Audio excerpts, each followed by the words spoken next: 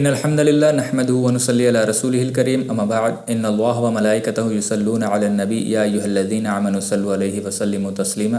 اللہم صلی علی محمد وعلی آل محمد اللہم بارک علی محمد وعلی آل محمد رب یسر ولا تعسر وتمم بالخیر۔ السلام علیکم ورحمۃ اللہ وبرکاتہ۔ Welcome to Anas Islamic classes.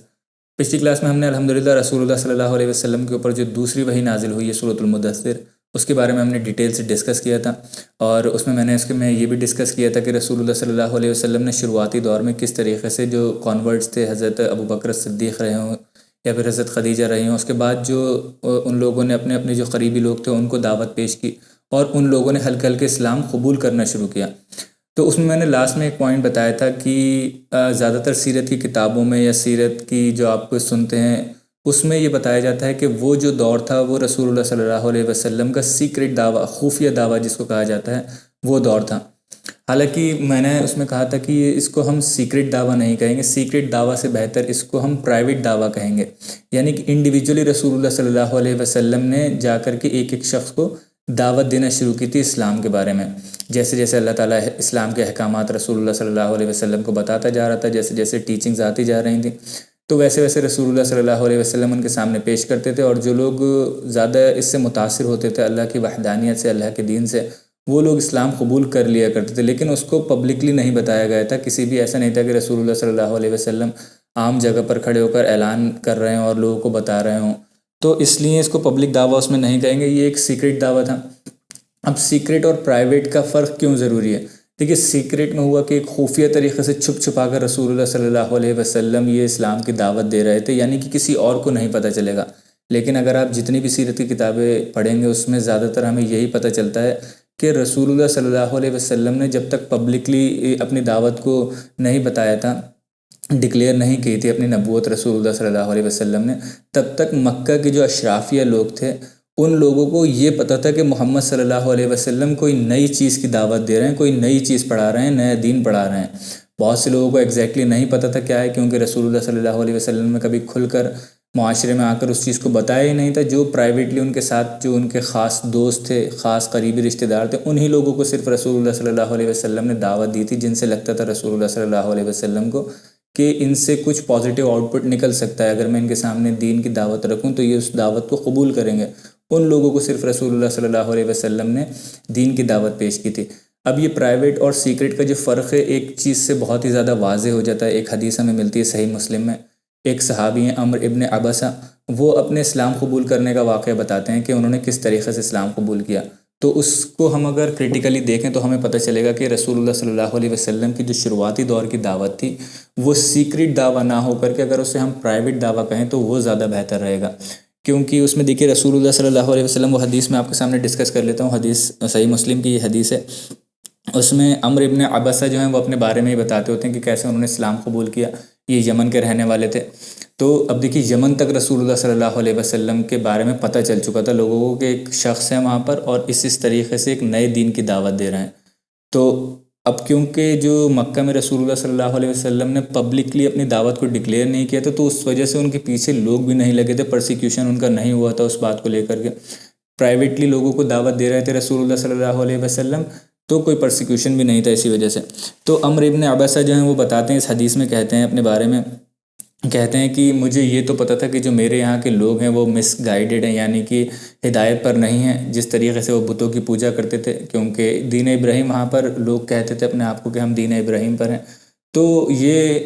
اللہ تعالیٰ نے انسان کی نفس میں رکھا ہے کہ کچھ چیزیں جو ہیں نفسیاتی طور پر انسان کو پتہ ہوتی ہے، ہدایت ہوتی ہے ان چیزوں کی، تو ان کو یہ پتہ تھا کہ یہ اپنے ہاتھ سے بت بناتے ہیں اور پھر انہی بتوں کی پوجا کرتے ہیں، تو وہ سمجھتے تھے کہ یہ چیز جو ہے غلط ہے، معاشرہ جو ہے غلطی پر مس گائیڈڈ ہے۔ اور وہ کہتے ہیں کہ پھر اسی وقت میں میرے پاس ایک خبر پہنچی کہ مکہ میں فلاں شخص ہے ایسا ایسا، اور وہ ایک ایسے دین کی بات کر رہا ہے جو وحدانیت پر بیسڈ ہے، یعنی کہ جو صرف اور صرف اللہ تعالیٰ کی عبادت میں بلیو کرتا ہے اور ان بت پرستی کو بالکل بھی نہیں مانتا ہے۔ تو وہ انٹریگ ہو جاتے ہیں اس چیز سے، ان کو یہ چیز لگتی ہے، اپیلنگ لگتی ہے بہت زیادہ کہ ہاں میں تو اس چیز کو غلط ہی سمجھتا ہوں اس معاشرے میں، تو وہ کہتے ہیں کہ جا کر دیکھا جائے کہ وہ شخص کس بات کی دعوت دے رہا ہے، کیا اس کے پاس اس کی جو دین کی دعوت کیا ہے۔ تو وہ کہتے ہیں کہ میں پھر مکہ آیا، مکہ آنے کے بعد اب جب مجھے وہاں پر تو یمن میں تو مجھے بہت آسانی سے اس کی خبر مل گئی تھی، لیکن جب میں مکہ آیا تو میں نے دیکھا کہ وہ شخص مجھے مل ہی نہیں رہا ہے کہیں، مطلب کہ پتہ چل رہا ہے کہ بہت ہی زیادہ پرائیویٹ ہے رسول اللہ صلی اللہ علیہ وسلم کی دعوت۔ ایسا نہیں ہے کہ رسول اللہ صلی اللہ علیہ وسلم سڑک پر کہیں بھی کھڑے ہو کر لوگوں کو دعوت دے رہے ہیں، اور وہ کسی سے اس طریقے سے اگر پوچھتے تو کوئی بتاتا بھی نہیں ان کو، تو ان کی ملاقات رسول اللہ صلی اللہ علیہ وسلم سے ہو جاتی ہے، اور وہ رسول اللہ صلی اللہ علیہ وسلم سے کچھ سوالات کرتے ہیں، جس میں سے سب سے پہلا سوال وہ رسول اللہ صلی اللہ علیہ وسلم سے کہتے ہیں کہ آپ کون ہیں؟ تو رسول اللہ صلی اللہ علیہ وسلم کہتے ہیں کہ میں اللہ کی طرف سے بھیجا ہوا نبی ہوں۔ تو پھر اس پر وہ پوچھتے ہیں کہ نبی کیا ہوتا ہے؟ تو رسول اللہ صلی اللہ علیہ وسلم ان کو بتاتے ہیں کہ نبی وہ ہوتا ہے جو اللہ تعالیٰ کی طرف سے ہدایت لے کر کے آتا ہے، اللہ تعالیٰ کا پیغام لے کر کے آتا ہے۔ تو اس کے بعد کہتے ہیں کہ وہ کیا ہے، اللہ تعالیٰ کا پیغام کیا ہے؟ تو اس پر رسول اللہ صلی اللہ علیہ وسلم ان کو بتاتے ہیں کہ جو رشتہ داری اس کے حق کی ادائیگی کرنا، اور اس کے بعد کہتے ہیں کہ اپنے گھر والوں سے اچھا حسن سلوک کرنا، اور وہ کہتے ہیں کہ بتوں کو توڑ کر پھینک دینا، بت پرستی کو بالکل ختم کر دینا، اور صرف اللہ تعالیٰ کی عبادت کرنا۔ یہ اللہ تعالیٰ کا جو میسیج ہے میں لے کر کے آیا ہوں اللہ تعالیٰ کا۔ تو اس پر وہ کہتے ہیں کہ آپ کو کس کس لوگوں نے، مطلب کتنے لوگوں نے فالو کیا ہے، آپ کے جو پیروکار ہیں، آپ کے جو ماننے والے ہیں وہ کون ہیں؟ تو اس پر رسول اللہ صلی اللہ علیہ وسلم کہتے ہیں کہ ایک فری مین ہے، یعنی کہ ایک آزاد شدہ شخص ہے، اور ایک غلام میرے ساتھ ہے۔ تو پھر وہ کہتے ہیں کہ حضرت عمرو بن عبسہ جو ہیں وہ کہتے ہیں کہ میں بھی کنورٹ ہونا چاہتا ہوں، میں بھی اسلام قبول کرنا چاہتا ہوں، آپ کا جو دین ہے اس پر آنا چاہتا ہوں۔ تو اس پر رسول اللہ صلی اللہ علیہ وسلم کہتے ہیں کہ نہیں، ابھی آپ اسلام قبول نہیں کریے، ابھی آپ جہاں سے آئے ہیں وہاں جائیے، آپ میری سچویشن نہیں دیکھ رہے ہیں، میں تو خود بڑی کرٹیکل سچویشن میں ہوں، اور یہاں پر اگر کہیں آپ نے اسلام قبول کیا، آپ کے بارے میں لوگوں کو پتہ چلا تو ہو سکتا ہے آپ کے ساتھ پرسیکیوشن اور آپ کو مار بھی دیں، آپ کو قتل بھی کر دیں، تو آپ اپنے گھر واپس جائیے جہاں سے آپ آئے ہیں۔ کچھ وقت بعد ہو سکتا ہے آپ کو خبر ملے میرے بارے میں کہ میں جو ہوں اپنے لوگوں پر میں نے فتح پا لی ہے، وکٹری پا لی ہے، اور تب آپ آئیے گا انشاءاللہ، تب آپ اسلام قبول کریے گا۔ تو وہ رسول اللہ صلی اللہ علیہ وسلم سے وہ کہتے ہیں کہ ٹھیک ہے، وہ وہاں سے چلے جاتے ہیں۔ اور پھر جب رسول اللہ صلی اللہ علیہ وسلم مدینہ ہجرت کر کے جاتے ہیں تو ان کو خبر ملتی ہے کہ محمد صلی اللہ علیہ وسلم ہجرت کر کے مدینہ چلے گئے ہیں، تو وہ بھی ہجرت کر کر مدینہ پہنچ جاتے ہیں اور رسول اللہ صلی اللہ علیہ وسلم کے سامنے جاتے ہیں۔ اور رسول اللہ، اب دیکھیے لگ بھگ یہ ہو گئے ہوں گے کم سے کم 12-13 سال تو ہو گئے اس بات کو، جب وہ رسول اللہ صلی اللہ علیہ وسلم کے پاس مکہ میں آئے تھے، اور پھر جب رسول اللہ مدینہ چلے گئے ہیں، مدینہ میں رسول اللہ کے پاس پہنچے ہیں، تو وہ رسول اللہ کے سامنے جاتے ہیں اور کہتے ہیں کہ یا رسول اللہ کیا آپ نے مجھے پہچانا؟ تو رسول اللہ صلی اللہ علیہ وسلم ان کو بہت غور سے دیکھتے ہیں اور کہتے ہیں کہ ہاں، تم مکہ میں جب میں تھا، جب اسلام میرے پاس آیا تھا، شروعاتی دور تھا، تو تم اسلام قبول کرنے کے لیے آئے تھے مکہ؟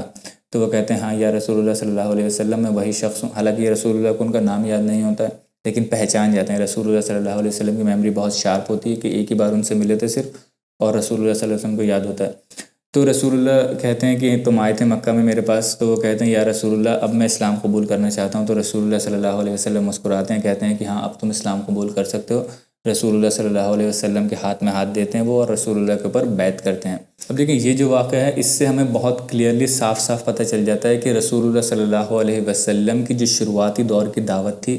وہ سیکریٹ دعوت نہیں ہو کر کے ایک پرائیویٹ دعوت تھی، کہ کیسے کہ رسول اللہ صلی اللہ علیہ وسلم پرائیویٹلی انڈیویجولی لوگوں کو جا کر کے بتاتے تھے اسلام کے بارے میں، اور وہ اسلام قبول کرتے تھے اور اسلام میں داخل ہو جایا کرتے تھے۔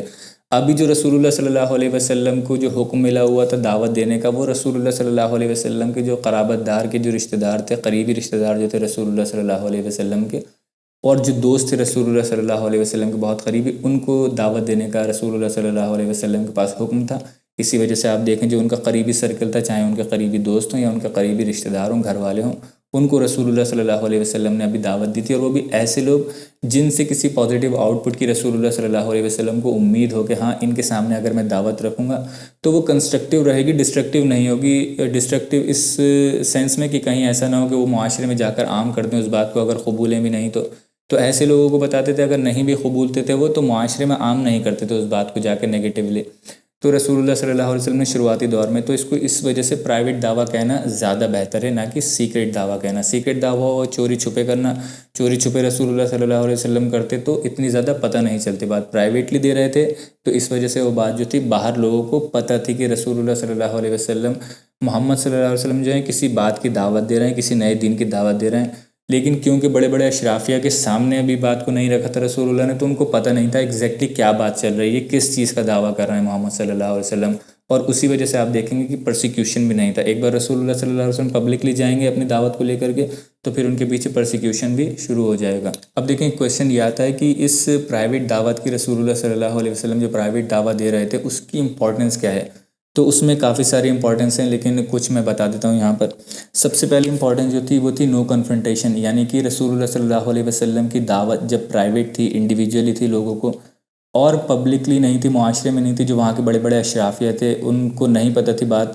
تو جب ان کو بات نہیں پتہ تھی تو وہ رسول اللہ صلی اللہ علیہ وسلم کو اور صحابہ اکرام کا پرسیکیوشن بھی نہیں کر سکتے تھے، کیونکہ پبلکلی آ کر کہہ نہیں رہے تھے اس بات کو۔ تو ان لوگوں نے نہ مذاق اڑایا نہ پرسیکیوشن، جیسے کہ ہم دیکھیں گے آگے کی سٹیجز میں ہوگا، نہ ہی کوئی مذاق نہ ہی کوئی پرسیکیوشن۔ جو رسول اللہ صلی اللہ علیہ وسلم کی دعوت تھی، یعنی کہ جو دین تھا، وہ ہلکے ہلکے کر کے گرو کر رہا تھا، یعنی کہ سرکل بڑھتا جا رہا تھا اسی پرائیویٹ دعوت کی وجہ سے، کہ ہلکے ہلکے جا کر لوگوں کو انڈیویجولی دعوت دی جائے اور وہ قبول کرتے ہیں، اسلام میں داخل ہو جاتے ہیں تو ٹھیک ہے۔ اس کے بعد جب کوئی پرسیکیوشن نہیں ہوگا، دوسرا جو اس کا امپورٹنس ہے، جب کوئی پرسیکیوشن نہیں ہوگا پبلکلی، جب تک وہ دعوت پروکلیم نہیں کی جائے گی، پرسیکیوشن نہیں ہوگا، تو اس کے ساتھ ساتھ رسول اللہ صلی اللہ علیہ وسلم کی دعوت کا ایک بہت امپورٹنٹ فیس ہے جو کہ کلچرنگ کا ہم کہتے ہیں۔ جب رسول اللہ صلی اللہ علیہ وسلم انڈیویجولی دعوت دیا کرتے تھے، یا صحابہ اکرام انڈیویجولی جا کر دعوت دیا کرتے تھے اور وہ اسلام کو قبول کرتے تھے، تو اسلام میں داخل ہونے کے بعد رسول اللہ صلی اللہ علیہ وسلم ان کی کلچرنگ کیا کرتے تھے رسول اللہ، تاکہ جس سے ان کے اندر ایک زبردست بانڈ بنے، ایک اسلامک بانڈ بنے، جو نئے نئے کانورٹس ہیں اسلام میں آئے ہیں، کیونکہ ابھی تو آپ دیکھیے مکہ کا معاشرہ ایسا تھا کہ ایک دوسرے کو قتل کرنے کے لیے ہمیشہ تیار رہا کرتے تھے، ان کے اندر ٹرائبلزم اتنا زیادہ تھا۔ تو اس چیز کو ختم کرنے کے لیے کلچرنگ بہت زیادہ ضروری تھی، جو کہ اسلام کے احکامات سے، اسلام کی ٹیچنگ سے آتی ہے۔ تو اس چیز کو رسول اللہ صلی اللہ علیہ وسلم نے جب پرسیکیوشن نہیں تھا تو کلچرنگ بہت زیادہ تھی رسول اللہ صلی اللہ علیہ وسلم کی شروعاتی دور میں، اور اسی کلچرنگ کی وجہ تھی کہ اسلامک بانڈ بہت زبردست ڈیولپ ہو گیا تھا صحابہ اکرام میں، خاص طور سے شروعات کے جو صحابہ اکرام ہیں۔ تو اس چیز کا بہت زیادہ فائدہ ہوا، اور جتنا زیادہ اسلامک بانڈ ان کا اسٹرانگ ہوا اتنا ہی زیادہ ان کا ایمان بڑھتا گیا، جتنی زیادہ کلچرنگ رسول اللہ صلی اللہ علیہ وسلم کرتے گئے اتنی زیادہ ان کا ایمان بڑھتا رہا۔ تو یہ بھی اس کی ایک امپورٹنس تھی رسول اللہ صلی اللہ علیہ وسلم کا جو پرائیویٹ دعوت تھی۔ اب یہ جو شروعاتی دور جو میں نے آپ کو بتایا جس میں رسول اللہ صلی اللہ علیہ وسلم کلچرنگ کر رہے تھے، اس کلچرنگ کا ایک بہت بڑا فائدہ یہ بھی ہوا کہ اس میں آپ دیکھیں گے شروعاتی دور میں جن لوگوں نے اسلام قبول کیا تھا، جن کو السابقون الاولون کہا جاتا ہے، ان میں سے ایک ایک شخص جو ہے، ہم بعد میں دیکھیں گے مدینہ میں جب پہنچیں گے اس کے بعد بھی جو اسلام کا جو فیس چلا ہے، یعنی کہ خلافت راشدہ جو چلی ہے، ان میں سے ایک ایک شخص جو ہے اپنے آپ میں ایک لیجنڈ بنا ہے رسول اللہ صلی اللہ علیہ وسلم کی اس پرائیویٹ دعویٰ، اس کلچرنگ کی وجہ سے۔ مثال کے طور پہ اگر آپ ایگزامپل لے لیں، حضرت ابو بکر رضی اللہ تعالیٰ عنہ، حضرت عمر رضی اللہ تعالیٰ عنہ، حضرت عثمان، حضرت علی، حضرت بلال، حضرت مصعب بن عمیر، حضرت سعد بن ابی وقاص جو ہیں، تو ان کے اندر اتنی زبردست بانڈنگ رسول اللہ صلی اللہ علیہ وسلم نے کر دی تھی، آپس میں جو محبت تھی ان لوگوں کے اندر، اور کلچرنگ اور ان کے اندر جو دین کی فہم تھا ان لوگوں کے اندر بہت زبردست تھا۔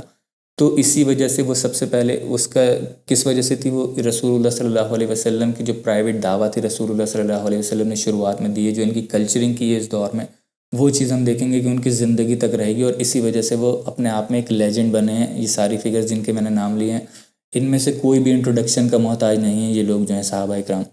اب دیکھیے اس پرائیویٹ دعوت کی ایک اور ضرورت کیوں تھی، امپورٹنس کیوں تھی وہاں پر، کیونکہ دیکھیے اس میں سے شروعاتی دور میں جتنے بھی لوگوں نے اسلام قبول کیا تھا،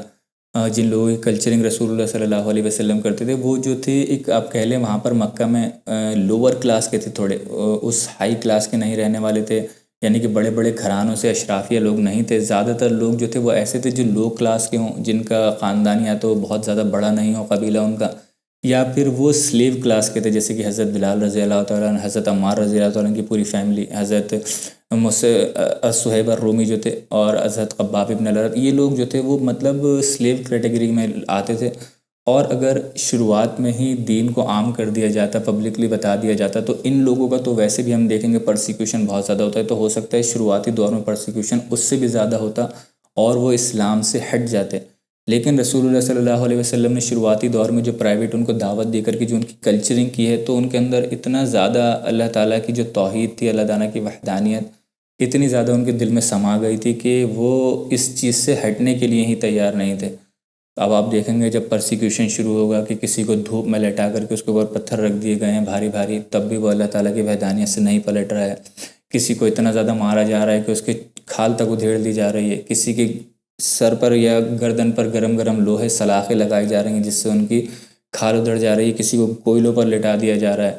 تو آپ دیکھیں گے اتنا زیادہ پرسیکیوشن جب شروع ہوتا ہے تو صرف اور صرف اس وجہ سے اس پرسیکیوشن کو وہ اوور کم کر پاتے ہیں کہ اللہ تعالیٰ کی جو محبت رسول اللہ صلی اللہ علیہ وسلم نے جو وحدانیت ان کے دل میں بھر دی تھی کہ اب مر جائیں گے ہم لیکن اس میسیج سے نہیں ہٹیں گے، اس دین سے نہیں ہٹیں گے، جو اللہ تعالیٰ کی وحدانیت ہے اس سے نہیں ہٹیں گے، شرک پر واپس نہیں جائیں گے دوبارہ سے۔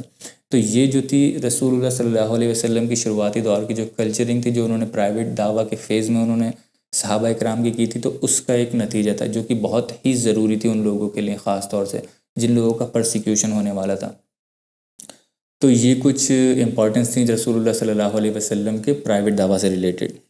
اب دیکھیں کچھ شروعاتی دور میں رسول اللہ صلی اللہ علیہ وسلم نے جب ان کے پاس پہلی وحی آئی تھی، اس سے کچھ وقت تک رسول اللہ صلی اللہ علیہ وسلم کا جو یہ پرائیویٹ دعویٰ کا جو دور ہے وہ چلا ہے، جس میں رسول اللہ صلی اللہ علیہ وسلم نے اور دیگر صحابہ اکرام نے انڈیویجولی لوگوں کو جا کر کے اسلام کی دعوت دی ہے، اسلام کے بارے میں بتایا ہے، اور ان لوگوں نے اسلام قبول کیا اور وہ اسلام کے اندر داخل ہو جاتے تھے۔ تو رسول اللہ صلی اللہ علیہ وسلم پھر ان کی کلچرنگ کیا کرتے تھے، ایک ساتھ ان کو اسلام کے بارے میں بتایا کرتے تھے، زیادہ سے زیادہ جیسے رسول اللہ صلی اللہ علیہ وسلم کے پاس وحی آتی تھی اس کے بارے میں بتاتے تھے،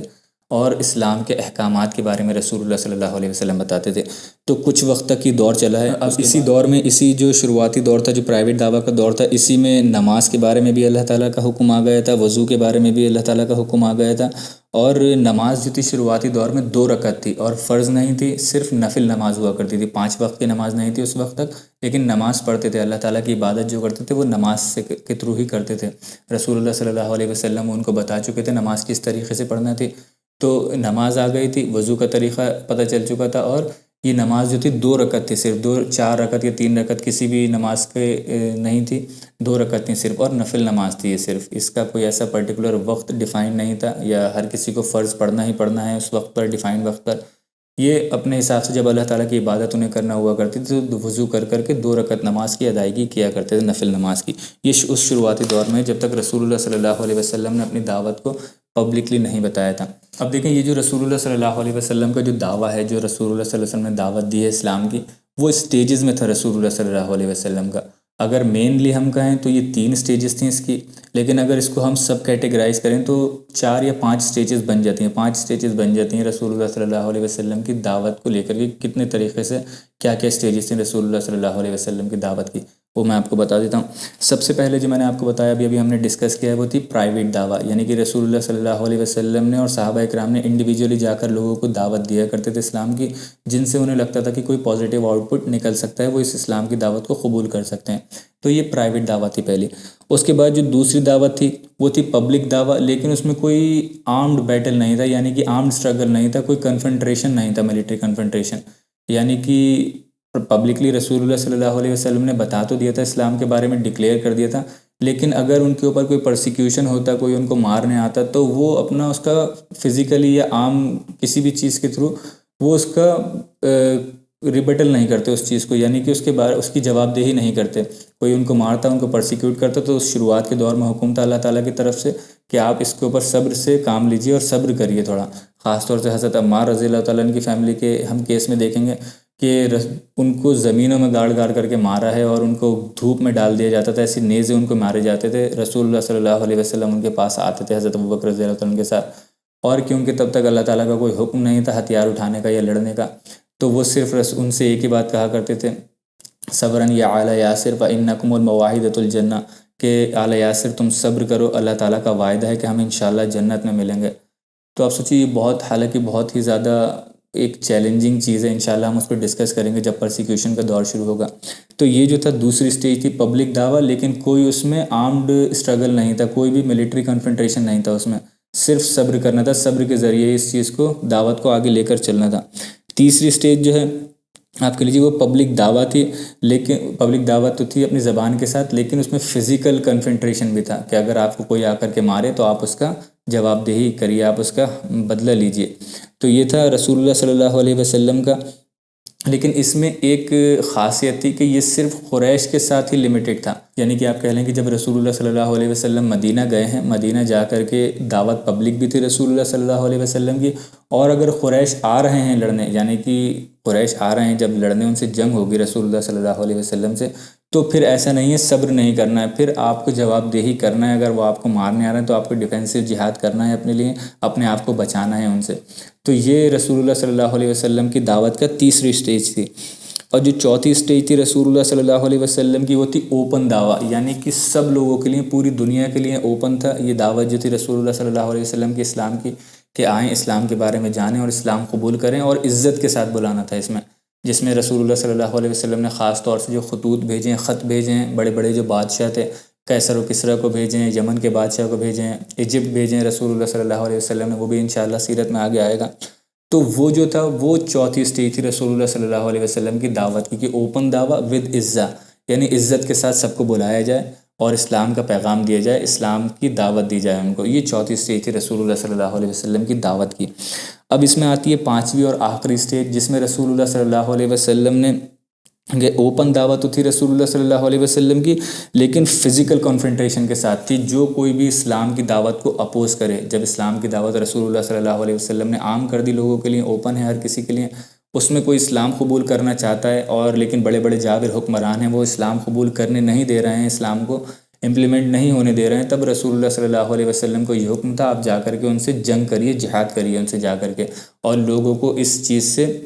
آزاد کریے۔ جو بڑے بڑے جابر حکمران ہیں ان کو، ان کے اوپر جبراً طریقے سے ان کو روکے ہوئے ہیں۔ خاص طور سے قیصر اور کسریٰ کے معاملے میں ہم دیکھیں گے کہ وہ رسول اللہ صلی اللہ علیہ وسلم کی دعوت کو اتنا زیادہ عام نہیں ہونے دینا چاہتے تھے، قبولنا نہیں چاہتے تھے، لیکن جو پبلک تھی وہ چاہتی تھی کہ اسلام ہمارے اوپر امپلیمنٹ کیا جائے۔ تو رسول اللہ صلی اللہ علیہ وسلم نے اور صحابہ اکرام نے جا کر کے جنگ کی، جو کہ زیادہ تر میجر پارٹ ہے رسول اللہ صلی اللہ علیہ وسلم کی دعوت کا، اور خاص طور سے صحابہ اکرام کی دعوت کا۔ تو یہ پانچواں اور آخری سٹیج تھا رسول اللہ صلی اللہ علیہ وسلم کی دعوت کا۔ اب دیکھیں جو اوپن پبلک دعویٰ ہے وہ اسٹارٹ ہوتا ہے کچھ وقت کے بعد، کچھ وقت تک جو یہ پرائیویٹ دعوت ہے وہ کنٹینیو رہتی ہے، اس میں ہلکے ہلکے کر کر کے کچھ روایتوں میں آتا ہے 20، کچھ میں 25، کچھ میں 30 صحابہ اکرام تک آتا ہے کہ انہوں نے اسلام قبول کر لیا جب تک یہ پرائیویٹ دعوت چل رہی تھی، جس میں نے کچھ جو جن لوگوں نے اسلام قبول کیا تھا، کچھ کنورٹ جو تھے شروعاتی السابقون الاولون میں جن کا شمار ہوتا ہے، ان کے بارے میں نے پچھلی بار بتایا تھا کہ کون کون وہ لوگ تھے۔ اب یہ جو دعویٰ ہے وہ سیکنڈ سٹیج میں جاتی ہے، جس میں رسول اللہ صلی اللہ علیہ وسلم پبلکلی اپنی دعویٰ کو اناؤنس کرتے ہیں، اور اللہ کی طرف سے یہ حکم آتا ہے کہ اب آپ جا کر کے اپنی دعوت کی اعلان کریے، اپنی نبوت کا اعلان کریے، اعلان نبوت جس کو کہتے ہیں۔ تو اس میں دیکھیے کچھ روایتوں میں، زیادہ تر روایتوں میں یہی آتا ہے کہ 3 سال تک یہ جو پیریڈ تھا وہ کنٹینیو ہوتا ہے رسول اللہ صلی اللہ علیہ وسلم کی جو پرائیویٹ دعویٰ ہے۔ حالانکہ یہ کسی بھی صحیح حدیث سے یا کسی بھی صحیح اوتھینٹک نریشن سے ہمیں نہیں ملتا ہے کہ وہ جو ٹائم تھا وہ 3 ہی سال کا تھا۔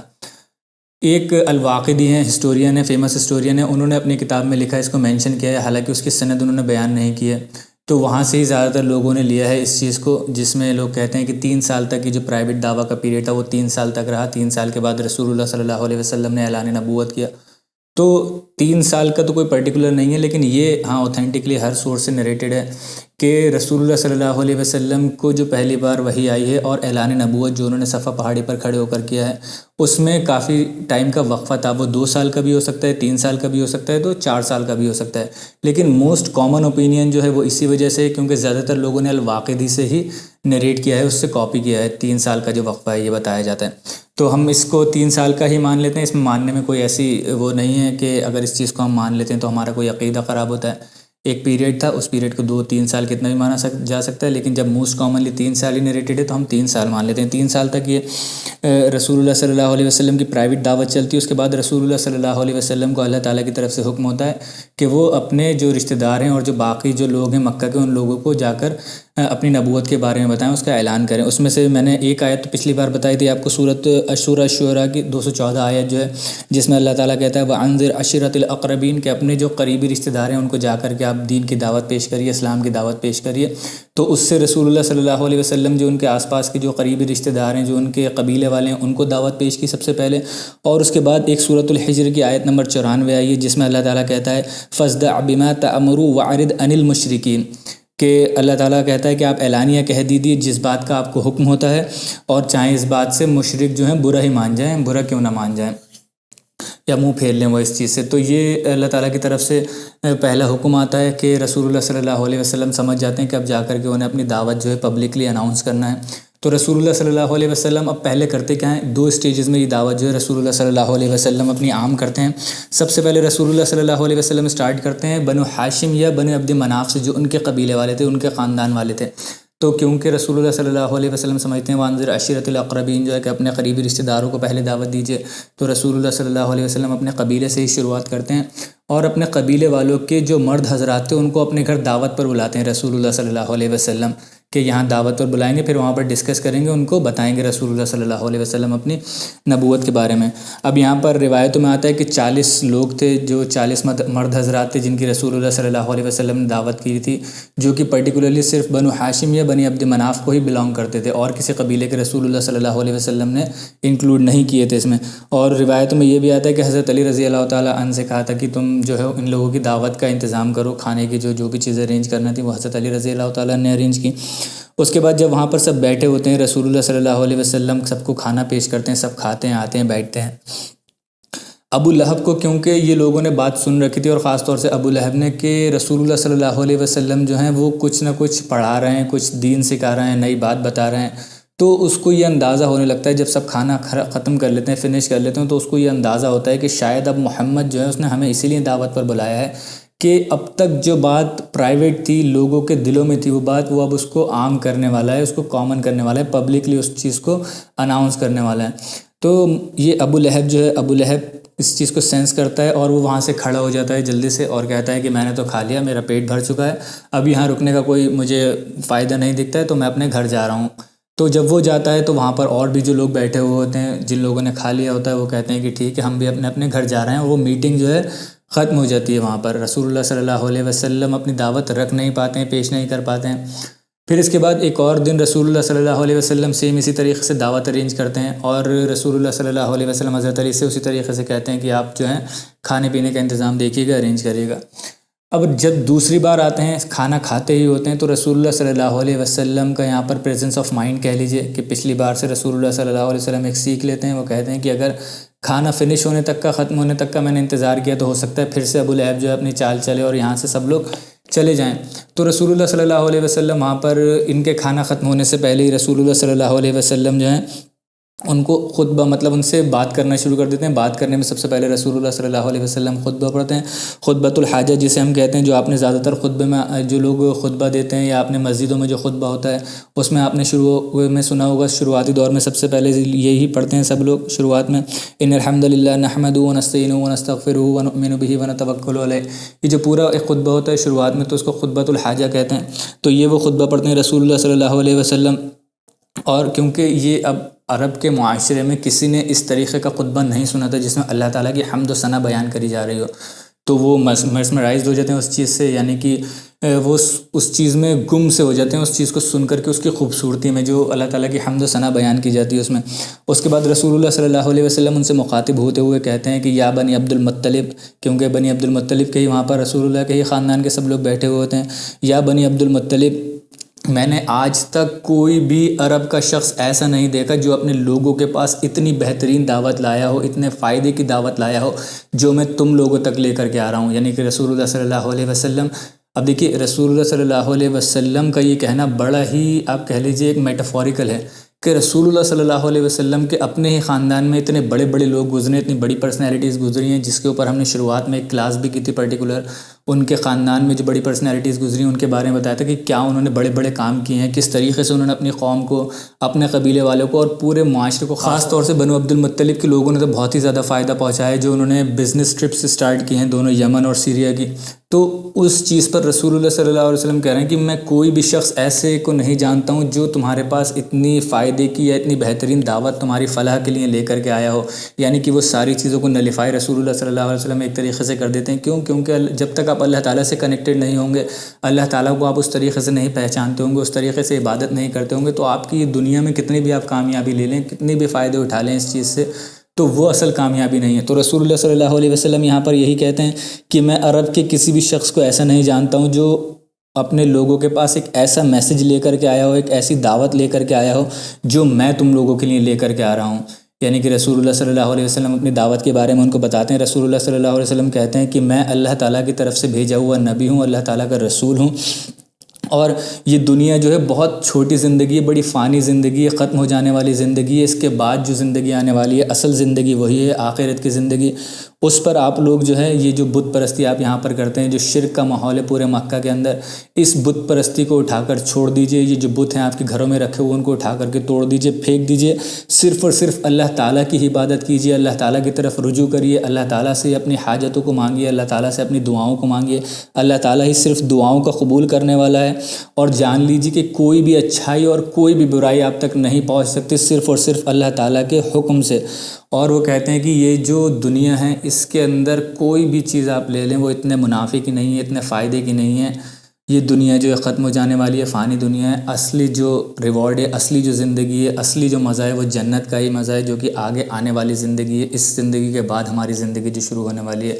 وہاں پر رسول اللہ صلی اللہ علیہ وسلم بہت سارا اپنا جو اسلام کا جو میسیج تھا شروعات میں جو تھا، کرکس اس کا جو تھا وہ توحید ہی تھا۔ توحید رسول اللہ صلی اللہ علیہ وسلم بیان کرتے ہیں اور آخرت سے کنیکٹ کرتے ہیں۔ ان کو ایسا نہیں ہے کہ یہ زندگی یہاں پر مزے کاٹتے رہو، اسی دنیا میں رہو، اسی دنیا کی فکر کرو، جو دل چاہے کرو، چوریاں ڈکیتیاں مار کاٹ کرو ایک دوسرے کے ساتھ، عورتوں کی بے حرمتی کرو، یعنی اوروں کے رائٹس کو دباؤ، ختم کرو، اور آپس میں ایک دوسرے سے لڑتے جھگڑتے رہو، جہاں پر اپنا فائدہ دکھے، منافع دکھے وہ چیز تم کرو۔ باقی اور معاشرے کے بارے میں سوچو نہیں، کسی دوسرے شخص کے بارے میں نہیں سوچو، لوگوں کے اوپر ظلم اور زیادتیاں کرتے رہو، یعنی کہ آخرت سے کنیکٹ کرتے ہیں رسول اللہ صلی اللہ علیہ وسلم۔ یہ مت سمجھو کہ تم یہ سب کرنے کے بعد بچ جاؤ گے، چھٹ جاؤ گے۔ اللہ تعالیٰ کی پکڑ جو ہے وہ بہت سخت ہے۔ اللہ تعالیٰ سے ڈرو، آنے والی زندگی سے ڈرو، آنے والی زندگی کے لیے تیاریاں کرو جو کہ آخرت کی زندگی ہے۔ اللہ تعالیٰ تم سے اس پوری زندگی میں جو تم کرتے ہو اس کے بارے میں تم سے سوال کرے گا اللہ تعالیٰ کھڑا کر کر کے۔ تو اب آپ سوچئے رسول اللہ صلی اللہ علیہ وسلم اتنی بہترین جب وہاں پر دعوت پیش کرتے ہیں، ایک تو خطبۃ الحاجہ سے وہ موو ہو جاتے ہیں رسول اللہ صلی اللہ علیہ وسلم کے سوچ میں پڑ جاتے ہیں۔ اس کے بعد رسول اللہ صلی اللہ علیہ وسلم جب انہیں اللہ تعالیٰ کے بارے میں بتاتے ہیں، اس کی وحدانیت کے بارے میں بتاتے ہیں، اور ہیر آفٹر سے یعنی کہ آخرت سے کنیکٹ کرتے ہیں، ان کو جنت اور جہنم کے بارے میں بتاتے ہیں، تو ان لوگوں کی سمجھ میں نہیں آتا ہے کہ اس چیز کا کیا جواب دیا جائے۔ اس میں سے ہی اب آپ سمجھ لیجئے کہ یہ پہلا موقع تھا جب رسول اللہ صلی اللہ علیہ وسلم نے اپنے پبلکلی ایک طریقے سے پورے معاشرے کو تو نہیں لیکن خاص طور سے اپنے خاندان والوں کو تو رسول اللہ صلی اللہ علیہ وسلم نے ڈائریکٹلی یہاں پر دین کی دعوت دی۔ اب وہاں ہوتا کیا ہے، ابو لہب جو کہ رسول اللہ صلی اللہ علیہ وسلم کی اس چیز کو جانتا تھا کہ کچھ نہ کچھ تو پک رہا ہے اندر، کچھ نہ کچھ تو ہو رہا ہے اندر، اب پبلکلی وہ بات آ گئی، رسول اللہ صلی اللہ علیہ وسلم کی زبان سے ظاہر ہو گئی ہے، تو وہ بدبخت انسان سب سے پہلا رسول اللہ صلی اللہ علیہ وسلم کا اپوزیشن بنتا ہے، جس نے رسول اللہ صلی اللہ علیہ وسلم کی بات کو پبلکلی اپوز کیا ہے اور اس کو غلط کہا ہے، اور رسول اللہ صلی اللہ علیہ وسلم کے لیے بد کلامی کی ہے، سب سے پہلا بدترین شخص۔ تو وہ وہاں پر کھڑا ہوتا ہے، وہ کہتا ہے کہ کیا اس بدترین چیز کے لیے تم نے ہمیں بلایا تھا، اس چیز کے لیے دعوت کی تھی تم نے ہماری، کہ یہ تم ہمیں اپنے بکواس سے جو میسیج ہے وہ ہمیں بتاؤ لا کر کے۔ اور وہاں پر ایک الفاظ بولتا ہے تبا لہذا ولدعوتنا، کہ تم بھی برباد ہو اور تمہاری یہ دعوت ہے یہ بھی برباد ہو، مجھے اس میں کوئی انٹرسٹ نہیں، وہ وہاں سے چلا جاتا ہے۔ حضرت علی رضی اللہ تعالیٰ عنہ کچھ روایتوں میں آتا ہے وہاں پر کھڑے ہوتے ہیں، وہ کہتے ہیں کہ یا رسول اللہ، یا محمد صلی اللہ علیہ وسلم، میں آپ کا اس دعوت میں ساتھ دوں گا اور میں آپ کی اس دعوت کو قبول کرتا ہوں، میں آپ کے جو اللہ تعالیٰ کی وحدانیت کا جو میسیج ہے اس کو قبول کرتا ہوں، میں اسلام لاتا ہوں، میں مسلمان ہوتا ہوں۔ تو اس پر جو کچھ بڑے لوگ تھے وہ تھوڑا سا اعتراض بھی کرتے ہیں، ہنستے بھی ہیں کہ اب یہ بچہ جو ہے اس کی دعوت کو قبول کرنے والا ہے، تو کوئی بھی شخص وہاں پر رسول اللہ صلی اللہ علیہ وسلم کی دعوت کو قبول نہیں کرتا ہے، کیونکہ اگر کوئی سوچ بھی رہا ہوتا کرنے کا تو جس طریقے سے بدترین طریقے سے ابو لہب نے جو ہے مذاق اڑایا، وہاں پر جو الفاظ کلمات اس نے بولے، اس کے بعد لوگوں کو لگا کہ اگر ہم بھی کہیں اسلام قبول کریں تو ایسا نہ ہو کہ ہمیں بھی ریڈیکیول کیا جائے، ہمیں بھی اپوز کیا جائے، تو کوئی بھی شخص اگر کسی کے دل میں ہوتا بھی تو وہ بھی نہیں آ کر کے آگے نہیں آتا ہے، اور کوئی بھی رسول اللہ کی اس وقت دعوت قبول نہیں کرتا ہے، اور وہاں سے سب لوگ چلے جاتے ہیں، وہ جو میٹنگ ہوتی ہے وہ برخاست ہو جاتی ہے۔ اب دیکھیے اس کے بعد جو ہے رسول اللہ صلی اللہ علیہ وسلم اگلی سٹیج پر لے کر کے جاتے ہیں، اپنی اس دعوت کو پبلک دعوت کرتے ہیں، سب کے لیے عام کرتے ہیں، مکہ کے جتنے بھی لوگ تھے، مکہ کا جو معاشرہ تھا، رسول اللہ صلی اللہ علیہ وسلم کیا کرتے ہیں، کچھ دن بعد آتا ہے کچھ روایتوں میں، کچھ دن کے بعد رسول اللہ صلی اللہ علیہ وسلم صفا پہاڑی پر چڑھتے ہیں۔ اب دیکھیے وہاں پر مکہ کے معاشرے میں کسی کو کوئی اعلان کرنا ہوا کرتا تھا، کوئی امپورٹنٹ نیوز بتانا ہوا کرتی تھی جو کہ پورے معاشرے کے لیے ہوتی تھی، تو وہ صفا پہاڑی پر چڑھ کر کے برہنہ ہو جاتے تھے پورے اس معاشرے میں، اس جاہلی معاشرے میں، تو وہاں پر لوگوں کو پتہ چل جاتا تھا کہ کوئی بہت امپورٹنٹ نیوز ہے، لوگ آ کر کے کھڑے ہو جاتے تھے، جمع ہو جایا کرتے تھے۔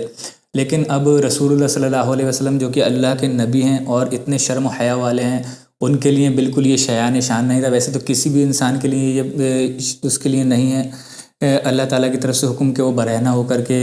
کھڑا ہو کر کے اعلان کرے، اور آپ سوچیے کہ رسول اللہ صلی اللہ علیہ وسلم، تو رسول اللہ صلی اللہ علیہ وسلم صفا پہاڑی پر چڑھتے تو ہیں، لیکن وہ لوگوں کو آواز لگاتے ہیں یا اہل مکہ یا اہل الناس، اس کی وجہ سے کہ اے لوگو، اے مکہ والو، آؤ میری بات سنو۔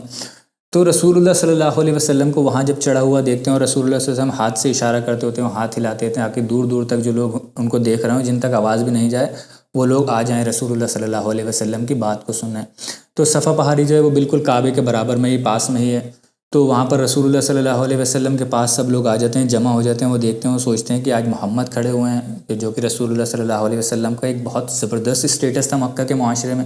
تو کوئی بہت امپورٹنٹ بات یہ ہوگی جو محمد وہاں پر کھڑے ہوئے ہیں صفا پہاڑی پر۔ تو وہاں پر رسول اللہ صلی اللہ علیہ وسلم کے پاس جب سب لوگ آ جاتے ہیں تو رسول اللہ صلی اللہ علیہ وسلم وہاں پر اپنی فیمس اسپیچ دیتے ہیں، جو کہ بہت مشہور ہے، زیادہ تر لوگوں نے آپ نے سنی ہوگی، جنہوں نے سیرت نہیں بھی پڑھی ہوتی ہے تو انہوں نے یہ پارٹ تو سنا ہی ہوا ہوتا ہے رسول اللہ صلی اللہ علیہ وسلم کی دعوت کا۔ تو رسول اللہ صلی اللہ علیہ وسلم وہاں پر ان لوگوں سے پوچھتے ہیں کہ تم لوگوں نے مجھے کیسا پایا، تم مجھے کیسا سمجھتے ہو، یعنی کہ کریکٹر وائز رسول اللہ صلی اللہ علیہ وسلم کو کیسا پایا آپ لوگوں نے۔ تو وہ کہتے ہیں کہ آپ تو بہت بہترین شخص ہیں، مکہ والے پورے سب لوگ جو جمع ہوتے ہیں وہ بالکل کلیکٹیولی کہتے ہیں، ایک ہی جواب ہوتا ہے سب کا کہ آپ تو بہت بہترین شخص ہیں، آپ بہت زبردست شخص ہیں، آپ تو صادق الامین ہیں۔ تو رسول اللہ صلی اللہ علیہ وسلم کہتے ہیں کیا تم میرے اوپر بھروسہ کرتے ہو؟ تو وہ کہتے ہیں کہ ہاں، ہم آپ کے اوپر تو سب سے زیادہ بھروسہ کرتے ہیں، اپنی امانتیں ہم آپ کے پاس دے کر کے جاتے ہیں، کہیں جانا ہوا ہوتا ہے کسی شخص کو تو آپ کے پاس رکھ کر کے جاتا ہے کہ یہ امانت میں خیانت نہیں کریں گے، صادق الامین کہا جاتا ہے، سب سے سچا اور سب سے زیادہ امانت دار بڑھ کر کے۔ تو وہ کہتے ہیں کہ ہاں، ہم آپ کو بالکل ٹرسٹ وردی مانتے ہیں، آپ کو سچا جانتے ہیں۔ تو رسول اللہ صلی اللہ علیہ وسلم کہتے ہیں، جس پہاڑی پر کھڑے ہوتے ہیں صفا پہاڑی پر، کہتے ہیں کہ اگر میں تم لوگوں سے کہوں کہ اس پہاڑی کے پیچھے ایک فوج کھڑی ہے جو تم لوگوں کے اوپر حملہ ور ہونے کے لیے تیار ہے، تو کیا تم میری اس دعوت کو مانو گے، اس بات کو مانو گے؟ تو سب لوگ کہتے ہیں کہ ہم آپ کی اس بات کو مانیں گے، اگر آپ کہیں گے کہ کوئی فوج کھڑی ہوئی ہے وہاں پر حملہ ور ہونے کے لیے تیار ہے تو ہم آپ کی اس بات کو مانیں گے۔ تو رسول اللہ صلی اللہ علیہ وسلم پھر اپنی جو بات، ان کو جو میسیج ڈیلیور کرنا ہوتا ہے، اب دیکھیے یہاں پر ایک طریقے سے بہت اچھے طریقے سے رسول اللہ صلی اللہ علیہ وسلم ان کو انہی کی بات میں گھیر دیتے ہیں کہ تم مجھے سچا بھی مانتے ہو، صادق الامین بھی مانتے ہو، میں تمہیں اتنی بڑی بات بتاؤں گا اگر کہ فوج کھڑی ہے تم اس بات کو بھی ماننے کے لیے تیار ہو، تو ان کی جو کانشیس ہے اس کو جگا دیتے ہیں رسول اللہ صلی اللہ علیہ وسلم ایک طریقے سے۔ تو رسول اللہ صلی اللہ علیہ وسلم وہاں پر کہتے ہیں کہ تو جان لو کہ میں اللہ کی طرف سے بھیجا ہوا ایک نمائندہ ہوں، جو تمہیں دوزخ کی آگ سے بچانے کے لیے اللہ تعالیٰ نے مجھے یہاں بھیجا ہے، جو آیا ہوں۔ جان لو کہ اللہ تعالیٰ کی پکڑ جو ہے وہ بہت سخت ہے۔ وہاں پر رسول اللہ صلی اللہ علیہ وسلم ان کو وارن کرتے ہیں ایک طریقے سے کہ اللہ تعالیٰ کی جو پکڑ ہے وہ بہت زیادہ سخت ہے۔ اب دیکھیے ہمارے معاشرے میں کیا کس طریقے سے عام ہے کہ اللہ تعالیٰ جو ہے بڑا رحیم و کریم ہے، بڑا معاف کرنے والا ہے، اللہ تعالیٰ چھوڑ دے گا، سب کو معاف کر دے گا۔ دیکھیے بے شک اللہ تعالیٰ رحیم و کریم ہے، اور یہ حدیث سے ہمیں ملتا بھی ہے کہ اللہ تعالیٰ کی رحمت جو ہے وہ سب کو پریسیڈ کرتی ہے، وہ سب سے زیادہ بڑھ کر کے اللہ تعالیٰ کی۔ لیکن اس کے ساتھ ساتھ ہم یہ بھول جاتے ہیں کہ اللہ تعالیٰ واحد القہار بھی ہے، اللہ تعالیٰ سب سے زیادہ غضبناک بھی ہے۔ غضبناک کا بھی اب اس کو ہمیں پرسپیکٹیو میں سمجھنا ہوگا۔ رحیم و کریم اللہ تعالیٰ تب ہے جب آپ اللہ تعالیٰ کی عبادت کرتے ہیں، اللہ تعالیٰ سے ہی مانگتے ہیں، اور پھر اس میں آپ کے چھوٹے موٹے کوئی گناہ ایسے ہو جاتے ہیں جو بحیثیت انسان ہر انسان سے ہو جاتے ہیں، جس کو حدیث میں بھی کہا گیا ہے کہ کلو بنی آدم خطاؤن وخیر الخطاؤن توابون، کہ پورا بنی آدم جو ہے، آدم کی جتنی بھی اولادیں سب خطا کار ہیں۔ کلو بنی آدم خطاؤن، کلو میں ساری آ گئیں شروعات سے لے کے آخر تک، کلو بنی آدم خطاؤن وخیر الخطاؤن توابون، کہ وہ خطا کار سب سے بہترین ہے۔ رسول اللہ صلی اللہ علیہ وسلم کہتے ہیں کہ جو توبہ کرتے رہتے ہیں، بار بار توبہ کرتے رہتے ہیں، گناہ ہو جاتا ہے ان سے کوئی سرزد، اس کے بعد پھر وہ توبہ کرتے ہیں، ان سے پھر کوئی گناہ سرزد ہو جاتا ہے۔ ہاں، اس میں یہ چیز ضرور امپورٹنٹ ہے کہ وہ ہر بار جو گناہ کرتے ہوں اس نیت سے نہیں کرتے ہوں کہ پھر سے میں گناہ کروں گا۔ گناہ ہو جاتا ہوں ان سے بھولے بھٹکے میں، پھر اس کی توبہ کرتے ہوں سچے دل سے، پھر اگر کوئی گناہ ہو جاتا ہے تو پھر اللہ تعالیٰ سے توبہ کریں۔ اللہ تعالیٰ بڑا رحیم و کریم ہے، بڑا معاف کرنے والا ہے۔ بار بار آپ بھی کرتے رہیں گے، آخری اپنی زندگی کے آخری سانس تک بھی کرتے رہیں گے اور اللہ تعالیٰ سے معافی مانگتے رہیں گے، اللہ تعالیٰ آپ کو معاف کرتا رہے گا، آخرت میں بھی آپ کو اللہ تعالیٰ معاف کر دے گا۔ اگر آپ کے جو میزان ہے اس پر اگر تولا جائے، آپ کے جو گناہ زیادہ نکلیں، آپ کی جو ہے نیکیاں کم نکلیں، اس میں بھی اللہ تعالیٰ آپ کو معاف کر دے گا۔ اس لیے کہا جاتا ہے اللہ تعالیٰ کو بڑا رحیم و کریم۔ لیکن اللہ تعالیٰ جو رسول اللہ صلی اللہ علیہ وسلم نے یہ کہا ہے کہ اللہ تعالیٰ بڑا غضبناک ہے، اللہ تعالیٰ کی پکڑ بڑی سخت ہے، تو اس میں جو ہمیں پرسپیکٹیو سمجھنا ہوگا وہ یہ ہے کہ اگر آپ اللہ تعالیٰ کے ساتھ شرک کریں گے، اللہ تعالیٰ کے ساتھ کسی کو شریک ٹھہرائیں گے، اللہ تعالیٰ کی وحدانیت کو چیلنج کریں گے، آپ تو میں پہلے بھی بتا چکا ہوں کہ اللہ تعالیٰ کی نظر میں سب سے حساس معاملہ جو ہے وہ شرک کا معاملہ ہے۔ اللہ تعالیٰ ہر گناہ کو معاف کر دے گا لیکن شرک کو کبھی بھی معاف نہیں کرے گا، اس میں اللہ تعالیٰ کی پکڑ بڑی سخت ہے۔ آپ کتنے نیک انسان ہوں، کتنی نیکیاں آپ نے کری ہوں، آپ کتنے اپنے رشتہ داروں کے ساتھ حق نبھاتے ہوں، لوگوں کے حقوق نبھاتے ہوں، لیکن اگر آپ اللہ تعالیٰ کے حقوق، اللہ کو آپ ڈائریکٹلی چیلنج کریں گے تو اللہ تعالیٰ اس میں آپ کو کبھی بھی معاف نہیں کرے گا، اللہ تعالیٰ آپ کو پکڑ کر کے رکھے گا۔ اور سب سے زیادہ خطرناک معاملہ مکہ میں کیا ہوتا تھا؟ سب سے زیادہ شرک ہوتا تھا، بت پرستی ہوتی تھی، جس کو رسول اللہ صلی اللہ علیہ وسلم ڈائریکٹلی کہہ رہے ہیں کہ اللہ تعالیٰ کی پکڑ بڑی سخت ہے۔ پھر رسول اللہ صلی اللہ علیہ وسلم وہاں پر ایک ایک جو قبیلہ والا ہے اس کا نام لے کر کے کہتے ہیں کہ یا بنو عبد المطلب تم اپنے آپ کو دوزخ کی آگ سے بچاؤ، یا بنی عبد الدار تم اپنے آپ کو دوزخ کی آگ سے بچاؤ، اللہ تعالیٰ کی جو پکڑ ہے وہ بہت سخت ہے، یا بنی عدی، یا بنی جو الگ الگ قبیلے تھے ان کا نام لیتے ہیں رسول اللہ صلی اللہ علیہ وسلم، ایک ایک قبیلے کو نام لے کر کے بتاتے ہیں، وارن کرتے ہیں۔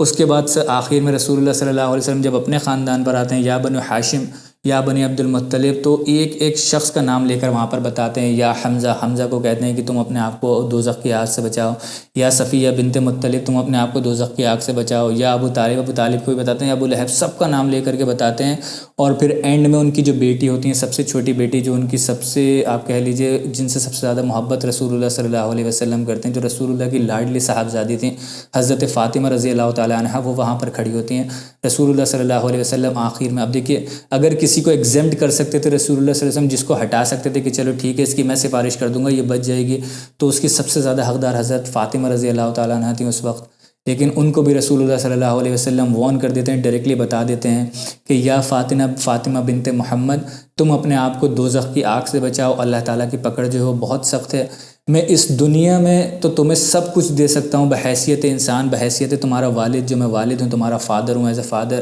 میں تمہیں اس دنیا کی ہر چیز دے سکتا ہوں، ہر چیز لا سکتا ہوں تمہارے لیے، کر سکتا ہوں تمہارے لیے، لیکن آخرت میں تمہارے کسی بھی کام نہیں آؤں گا اگر تم نے اللہ تعالیٰ کے ساتھ شرک کیا، اللہ تعالیٰ کے ساتھ شریک ٹھہرائے، اگر اللہ تعالیٰ کی عبادت نہیں کی صرف، تو میں تمہارے کسی کام نہیں آؤں گا۔ یہ لینیج جو ہے رسول اللہ صلی اللہ علیہ وسلم کا، یا کسی بھی نیک انسان کا لینیج جو ہے، جس کو ہم کہتے ہیں سفارش کہہ لیجئے، یا کسی کی بھی کہ کسی کے حق میں چلی جائے گی۔ بہت سے لوگوں کے ہمارے یہاں کانسیپٹ ہے کہ ہم تو فلاں شخص کے، فلاں پیر کے، یا فلاں بابا جو ہیں ان کی وجہ سے ہم جنت میں چلے جائیں گے، ان کا دامن پکڑیں گے، جب وہ جنت میں جائیں گے تو ہم بھی ساتھ میں جنت میں چلے جائیں گے۔ اس کو ڈائریکٹلی چیلنج کرتی ہے یہ جو واقعہ ہے یہاں پر، کہ اور بھی حدیثوں میں ہمیں ملتا ہے کہ کسی شخص جو کہ اپنے اعمالوں کی وجہ سے پیچھے رہ گیا، اپنے یعنی کہ اس نے اللہ تعالیٰ کے ساتھ شرک کیا یا اللہ تعالیٰ کے احکاموں کو اس نے نہیں مانا، وہ اپنے اعمالوں کی طرف سے پیچھے رہ گیا، تو اس کا لینیج جو اس کو فارورڈ نہیں کر پائے گا، آگے پش نہیں کر پائے گا، وہ آگے جنت میں نہیں داخل ہو پائے گا۔ تو اس لیے پہلے اپنے اعمالوں کو ہمیں سدھارنا ہوگا۔ جب ہم اعمال سدھاریں گے، اس میں کوئی کوتاہی رہ جائے تھوڑی بہت، تو پھر اللہ تعالیٰ ضرور، ہاں نسب ہونے کے واسطے، کہ جیسے حضرت رسول اللہ صلی اللہ علیہ وسلم کی بیٹی حضرت فاطمہ رضی اللہ تعالیٰ عنہ، تو ان کا اتنا بڑا نسب ہے کہ رسول اللہ کی بیٹی ہیں، تو اور انہوں نے پھر نیک کام بھی ایسے کیے ہیں کہ اگر ان کی زندگی کو پڑھ لیں تو خاص طور سے ایک بہت بڑا موٹیویشن ہے وہ عورتوں کے لیے، لڑکیوں کے لیے خاص طور سے۔ لیکن لڑکیاں، بڑی بدقسمتی کی بات ہے کہ ان کو جانتی نہیں ہیں، ان کی زندگی کے بارے میں نہیں جانتی ہیں، تو وہ جب اتنے زبردست انہوں نے زندگی گزاری، حسن اور حسین جیسے انہوں نے اپنے بیٹوں کی پرورش کی، اور زندگی انہوں نے کام کرتے ہوئے ہی، ان کی ہارڈ شپس میں ہی زندگی، غریبی غربت میں ہی زندگی نکل گئی، لیکن ایمانداری والی زندگی نکلی، تو پھر ہاں اللہ تعالیٰ جو ان کا نسب ہے رسول اللہ کی بیٹی ہونے کے ناطے انہیں جنتوں میں عورتوں کا سردار بنائے گا ان کو۔ ٹھیک اسی کیس میں حضرت حسن اور حضرت حسین کے لیے، کہ جو انہوں نے اپنی زندگی میں کام کیے، جو ایگزمپلری ایگزامپل ہیں وہ ہمارے لیے، ایگزمپلری پرسنالٹیز ہیں ہمارے لیے،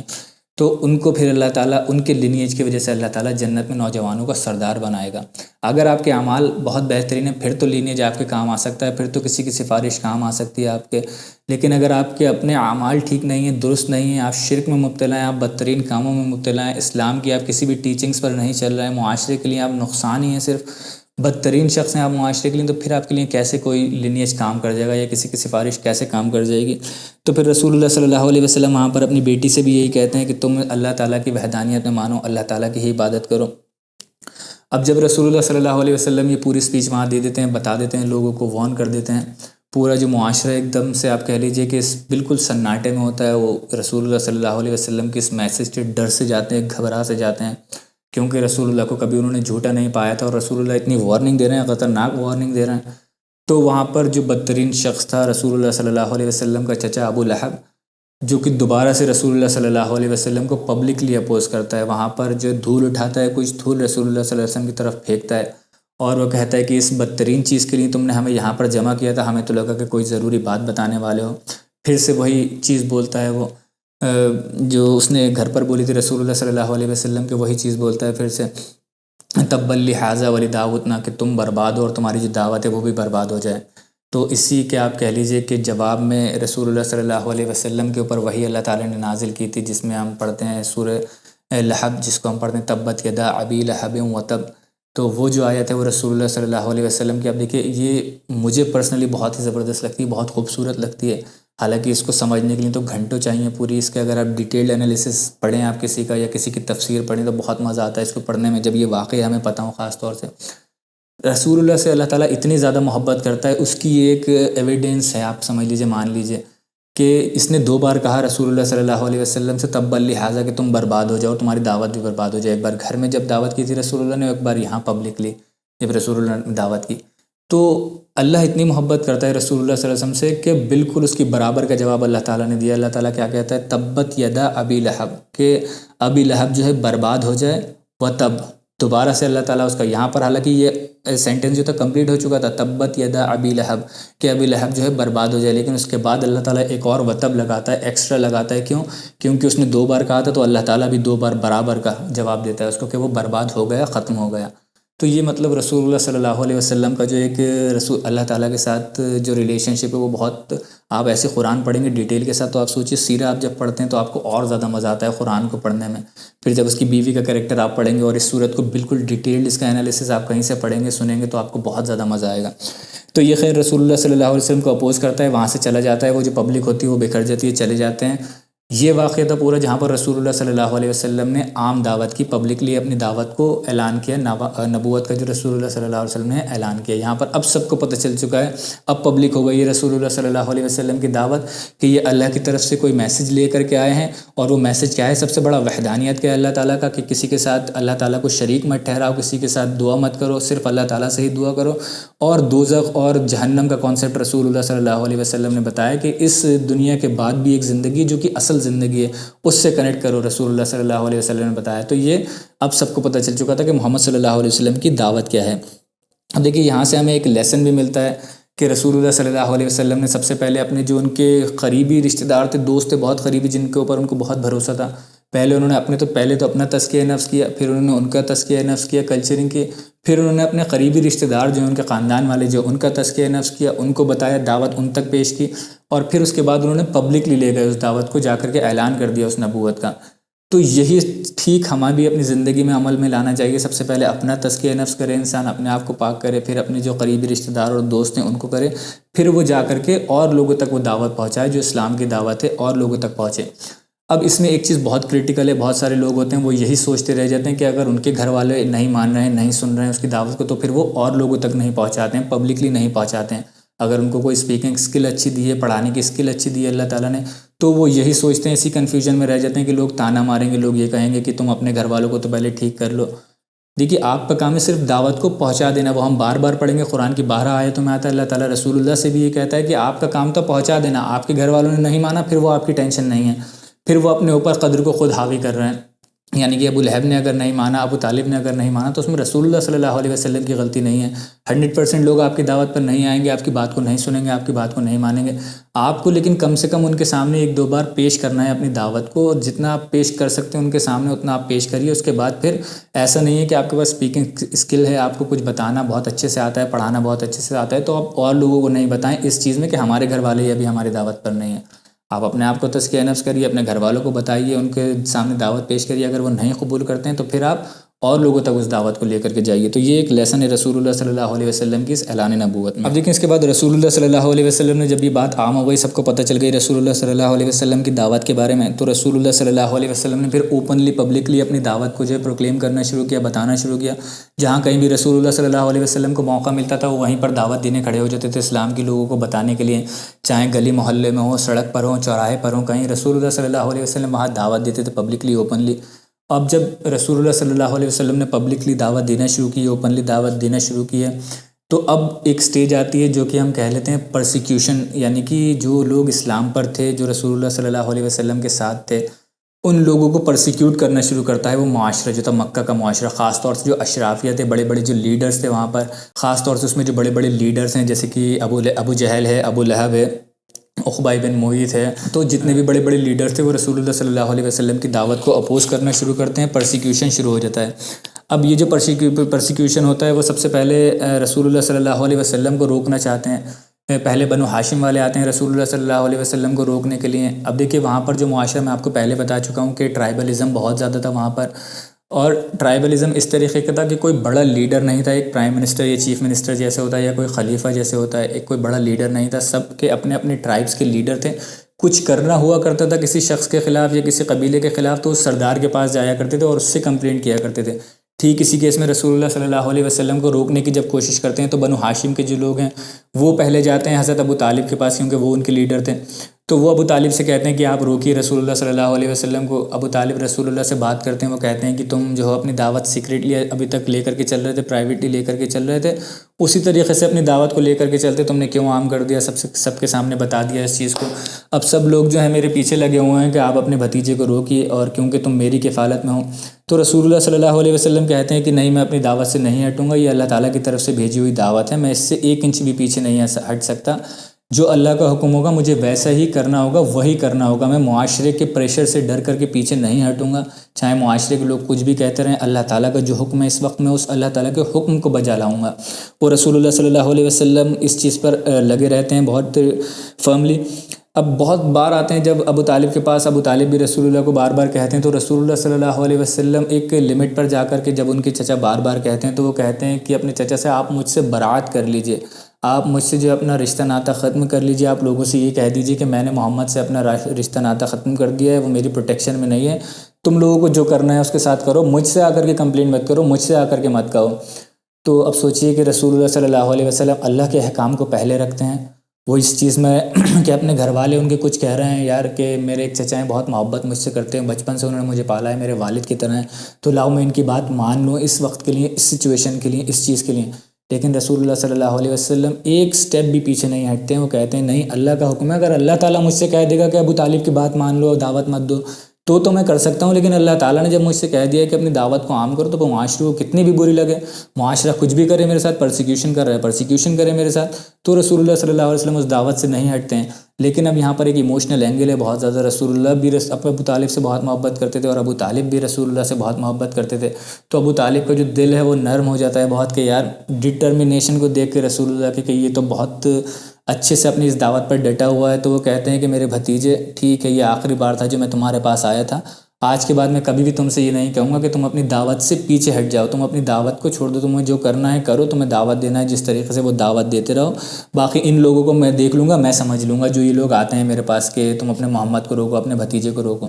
اس کے بعد سے ہمیں ایک بھی انسیڈنٹ ایسا نہیں ملتا ہے کہ جب ابو طالب نے آ کر کے کمپلین کی ہو رسول اللہ سے کہ مت کرو، اپنی دعوت کو مت آگے لے کر کے چلو۔ ان کے پاس تو بہت لوگ آتے رہے ہلکے ہلکے کر کر کے، الگ الگ بڑے بڑے قبیلے کے، ابو طالب ان کو لوٹا دیا کرتے تھے کچھ نہ کچھ بات کہہ کر کے کہ نہیں میں نہیں کر سکتا، میں اس سے بات نہیں کر سکتا، میں نے بات کی تھی اس نے منع کیا تھا، ایسا ہوا، ایسے کسی بھی طریقے سے ٹال دیا کرتے تھے ان کو، لیکن رسول اللہ صلی اللہ علیہ وسلم کو کوئی بھی ان تک نہیں پہنچنے دیتے تھے کسی بھی شخص کو۔ تو ایک طریقے سے رسول اللہ صلی اللہ علیہ وسلم کے لیے ایک پروٹیکشن تھے وہ حضرت ابو طالب جو تھے باہر، جو میں نے شروع میں بھی بتایا تھا کہ آؤٹ سائڈ پروٹیکشن جو تھی، فزیکل پروٹیکشن جو تھی رسول اللہ صلی اللہ علیہ وسلم کے لیے وہ ابو طالب تھے، اور جو ایموشنل پروٹیکشن تھی رسول اللہ صلی اللہ علیہ وسلم کے لیے، ایموشنل کمفرٹ جو تھا رسول اللہ کے لیے، وہ گھر میں حضرت خدیجہ رضی اللہ تعالیٰ عنہا تھی۔ تو ان کے پاس کئی قریش کے لیڈر آتے ہیں، وہ کہتے ہیں کہ ٹھیک ہے آپ جو ہیں اس طریقے سے نہیں مان رہے ہیں کہ ہم اب اپنے بھتیجے سے محبت بہت کرتے ہیں، ہم اسے روکیں۔ تو کچھ روایتوں میں یہ بھی آتا ہے کہ الولید ابن المغیرہ جو کہ حضرت خالد بن ولید کا باپ تھا، وہ آتا ہے ان کے پاس، اور کئی بڑے بڑے لیڈرز آتے ہیں، وہ کہتے ہیں کہ ابو طالب سے بات کرتے ہیں کہ ٹھیک ہے تم نہیں چاہتے ہو کہ ہم تمہارے بیٹے کو قتل کریں یا نقصان پہنچائیں، تو تم ایک کام کرو، یہ ولید ابن المغیرہ کا بڑا بیٹا ہے عمارہ ابن الولید ہی اس کا نام تھا، حضرت خالد بن ولید کا بڑا بھائی تھا، تو وہ کہتے ہیں کہ اس کو تم لے لو، یہ بھی بڑا ہینڈسم، بڑا نوجوان شخص ہے، بڑا خوبصورت شخص ہے، اور اس کو مکے میں سب لوگ جانتے ہیں، ایک بڑے باپ کا بیٹا ہے، اشرافیہ میں سے، تم اس کو لے لو اور محمد کو ہمیں دے دو۔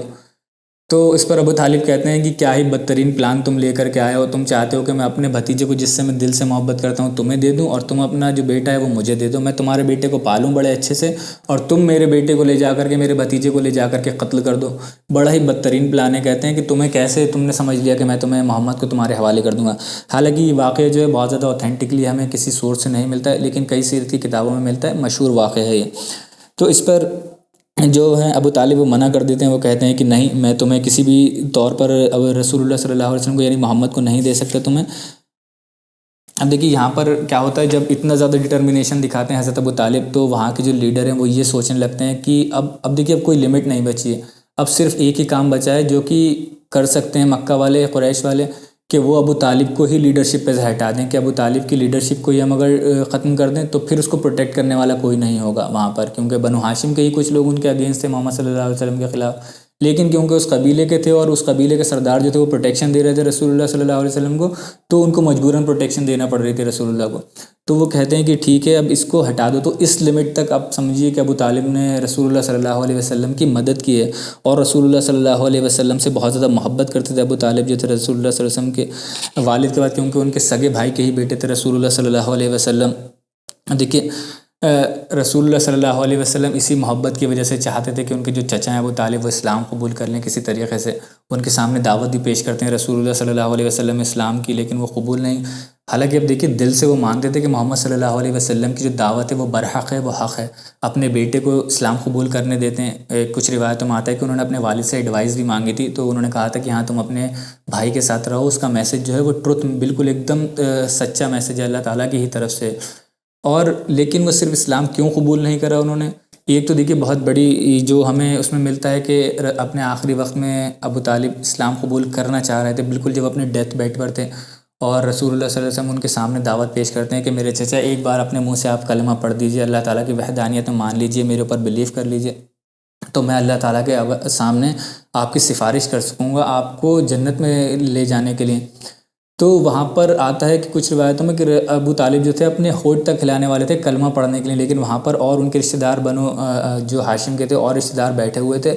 اور وہاں پر ابو لہب بھی بیٹھا ہوا تھا۔ ابو لہب نے کہا کہ تم کیا کر رہے ہو،